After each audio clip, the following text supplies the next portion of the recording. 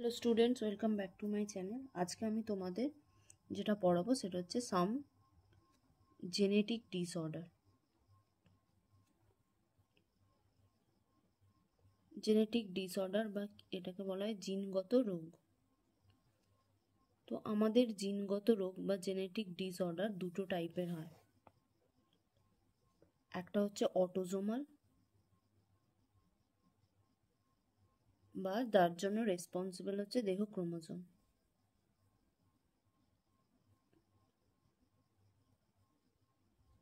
আর একটা হয় sex chromosomal.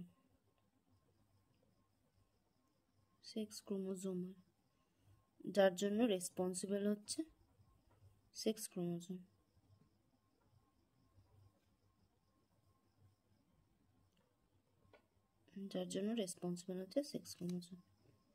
আচ্ছা, এরকম যদি দুটো নাম বলতে বলে, দেহ ক্রোমোজোম গঠিত একটা ডিজিজ হচ্ছে থ্যালাসেমিয়া, যেটা আমাদের দেহ ক্রোমোজোমের ডিফেক্টের ফলে হয়। অ্যান্ড সেক্স ক্রোমোজোমাল হচ্ছে বর্ণান্ধতা বা কালার ব্লাইন্ডনেস।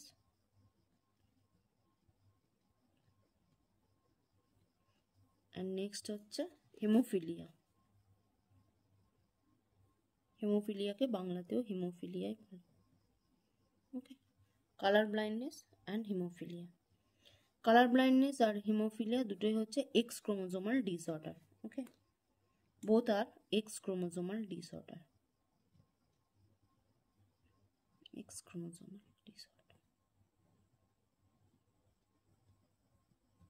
আর থ্যালাসেমিয়া বললাম, থ্যালাসেমিয়া হচ্ছে অটোজোমাল ডিসঅর্ডার। তো ফার্স্টেই আমি যেটা বলছি সেটা হচ্ছে কালার ব্লাইন্ডনেস।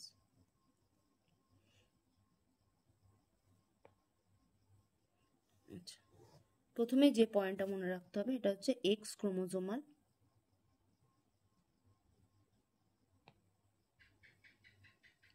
Recessive disorder. ওকে, মানে প্রচ্ছন্ন বংশগঠিত রোগ। এবার কালার ব্লাইন্ডনেস তিনটে টাইপের হয়। ওকে, একটা হচ্ছে রেড কালার ব্লাইন্ডনেস, একটা হচ্ছে গ্রিন কালার ব্লাইন্ডনেস, আর একটা হচ্ছে blue colour blindness. Okay, red, green and blue colour blindness. Red colour ব্লাইন্ডনেসকে বলা হয় প্রোটোনোপিয়া। ওকে, প্রোটোনোপিয়া। অ্যান্ড গ্রিনটাকে বলা হয় ডিউটেরানোপিয়া।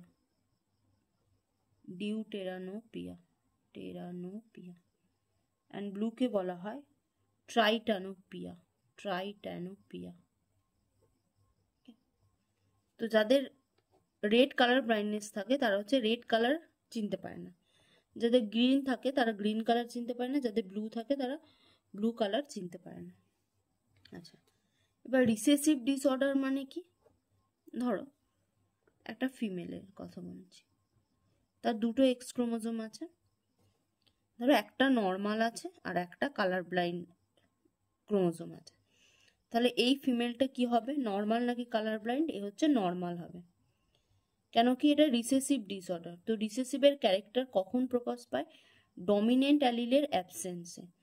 তাহলে এটা কি হবে, যখন এটা এক্সি থাকবে, অর্থাৎ দুটো এক্স ক্রোমোজোমালই কালার ব্লাইন্ডের জিন ক্যারি করবে, তখন এই ফিমেলটা কালার ব্লাইন্ড হবে। ওকে, আর এটা ক্যারিয়ার হবে। বাট যদি তোমরা মেলেদের ক্ষেত্রে দেখো, পুরুষদের তো একটাই এক্স ক্রোমোজোম, তো সেটা যদি সি হয় তাহলেই তারা কালার ব্লাইন্ড হয়ে যাবে। আর যদি প্লাস হয় তাহলে তো নর্মাল মেল হবে। ওকে, তাহলে যদি বলে কালার ব্লাইন্ড হওয়ার চান্স কাদের বেশি, তাহলে বলতে হবে মেলেদের বেশি। কারণ ফিমেলদের দেখো দুটো এক্স ক্রোমোজোম আছে, তার মধ্যে একটা যদি কালার ব্লাইন্ড হয় তাহলে কিন্তু তারা কালার ব্লাইন্ড হচ্ছে না, ক্যারিয়ার হচ্ছে। কিন্তু মেলদের ক্ষেত্রে দেখো একটা এক্স ক্রোমোজোম, সেটা যদি কালার ব্লাইন্ড হয় তাহলেই তারা কালার ব্লাইন্ড হচ্ছে। মেয়েদের কালার ব্লাইন্ড হওয়ার জন্য দুটো এক্স ক্রোমোজোমের দুটোকেই কালার ব্লাইন্ডের জিন ক্যারি করতে হচ্ছে, তখন ফিমেল কালার ব্লাইন্ড হচ্ছে। তো দিস ইজ দ্য রিজন এই কোশ্চেনটা খুবই ইম্পর্টেন্ট কোশ্চেন, যে why males are more affected but females are less, or males have more chances of color blindness than female because of this। বলতে হবে যে ফিমেলদের দুটো এক্স ক্রোমোজোম আছে, মেলের একটা এক্স ক্রোমোজোম আছে। যে ফিমেলের একটা এক্স ক্রোমোজোম যদি কালার ব্লাইন্ড হয় তাহলে তারা নর্মাল হচ্ছে, কালার ব্লাইন্ড হচ্ছে না, কিন্তু মেলদের একটা এক্স ক্রোমোজোম সেটা কালার ব্লাইন্ড হলে তারা কালার ব্লাইন্ড হয়ে যাচ্ছে, তো এদের চান্সটা অনেক বেশি আছে। ওকে, নেক্সট আমি যেটাতে যাব সেটা হচ্ছে হেমোফিলিয়া।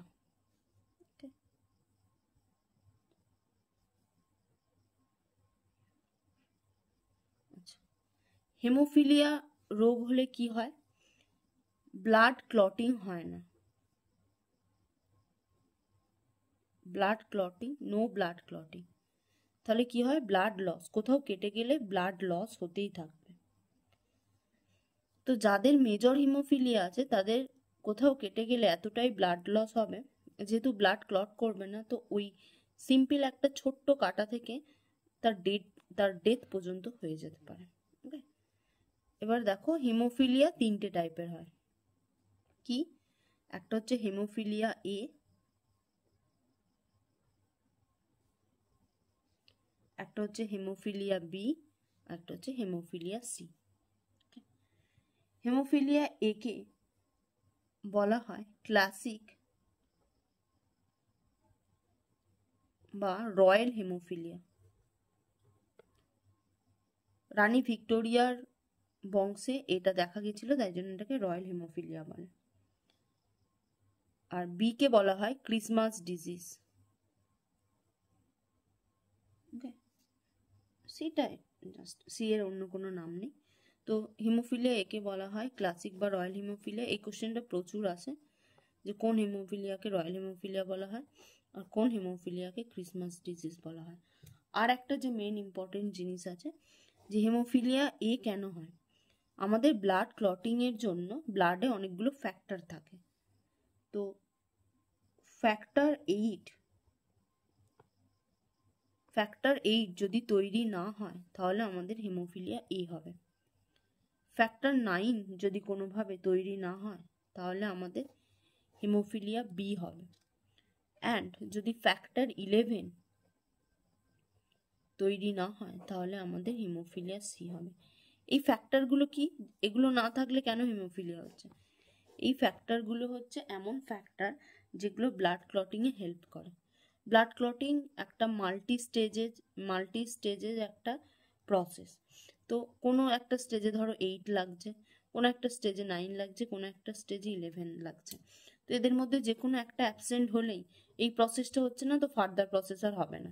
যদি 10 অ্যাবসেন্ট হয় তাহলে এই প্রসেসটা হচ্ছে না, তো ফার্দার প্রসেস আর এগোবে না। 11 অ্যাবসেন্ট হলে এই প্রসেসটা হবে না। এখানে হচ্ছে ব্লাড ক্লটিং। তো এই ফ্যাক্টরগুলো যদি প্রেজেন্ট না থাকে, দেখো এটা হয়তো তোমরা দেখতে পাওনি, কি বললাম যে ব্লাড ক্লটিং হচ্ছে মাল্টি স্টেজের একটা প্রসেস। তো এই প্রসেসের বিভিন্ন স্টেজে এই ফ্যাক্টরগুলো কাজে লাগছে। তো যদি ফ্যাক্টর 8 প্রেজেন্ট না থাকে তাহলে এই পর্যন্ত হয়ে এটা স্টপ হয়ে যাবে, আর এগোবে না, তাহলে ব্লাড ক্লটিং হবে না। যদি 9টা ঠিকঠাক তৈরি না হয় তাহলেও হবে না, 11টা তৈরি না হলে তাহলেও হবে না। প্রত্যেকটা ফ্যাক্টর প্রেজেন্ট থাকলে তবেই হচ্ছে ব্লাড ক্লটিং হবে। ওকে, আশা করি তোমরা বুঝতে পেরেছো। আচ্ছা, এটাও হচ্ছে এক্স ক্রোমোজোমাল একটা ডিসঅর্ডার। যখন এটা এক্স ক্রোমোজোমাল রিসেসিভ ডিসঅর্ডার, এটাও same x chromosomal recessive disorder. তো যখনই এটা এক্স ক্রোমোজোমাল রিসেসিভ ডিসঅর্ডার হবে তখন কি হবে, যে মেলদের হাই চান্সেস থাকবে এই ডিজিজটা হওয়ার, আর ফিমেলদের হচ্ছে লেস দ্যান মেল।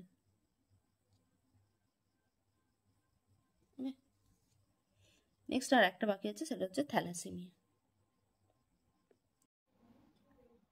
নেক্সট আমি তোমাদের যেটা পড়বো সেটা হচ্ছে থ্যালাসেমিয়া।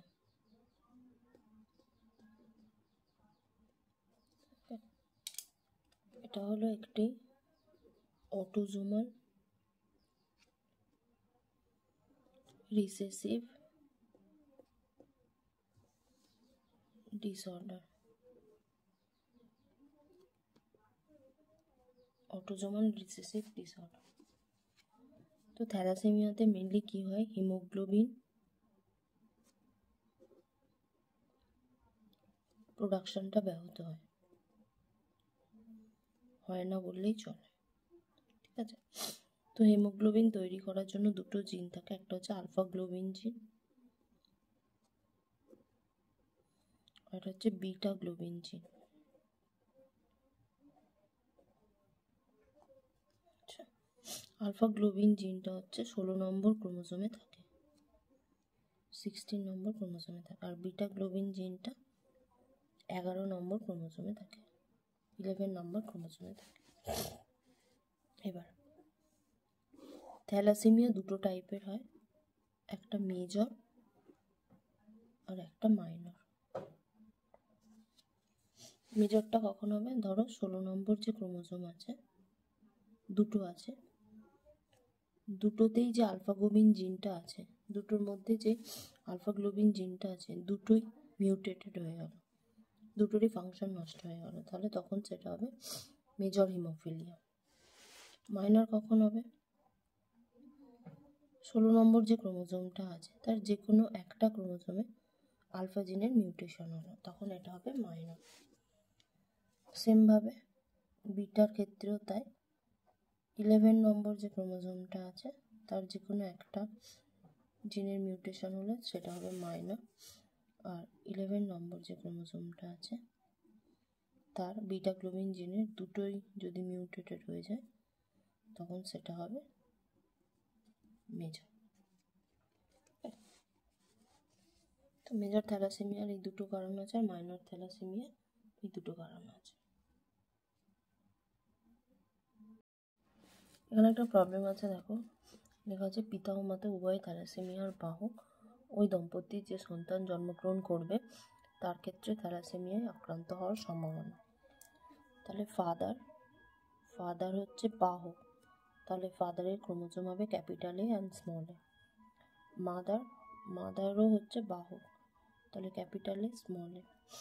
এবার ক্রস করতে হবে ফাদার আর মাদার,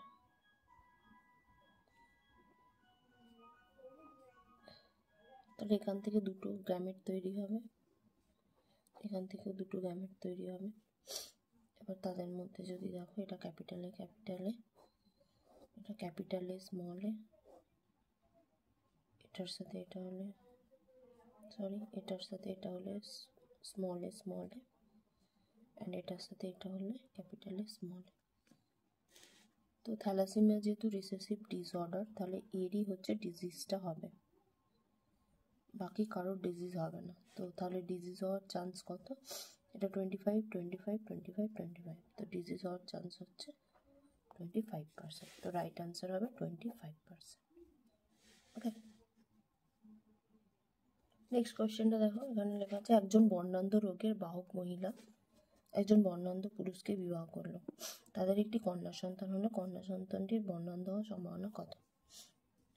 তাহলে যে মেল সে হচ্ছে কি বর্ণান্ধ, তার মানে এটা, যে ফিমেল সে হচ্ছে বর্ণান্ধ রোগের বাহক। তোমাদের যখন এটা পড়িয়েছিলাম বলেছিলাম যে বাহক হলে এরকম হয়। ওকে, এবার এদের মধ্যে ক্রস হবে,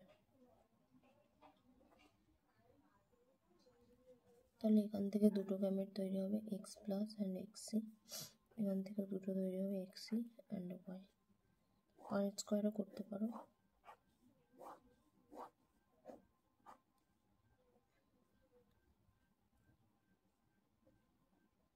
হচ্ছে এক্স প্লাস এক্সি, এটা হবে এক্সি এটা হবে এক্স প্লাস ওয়াই এক্সি ওয়াই।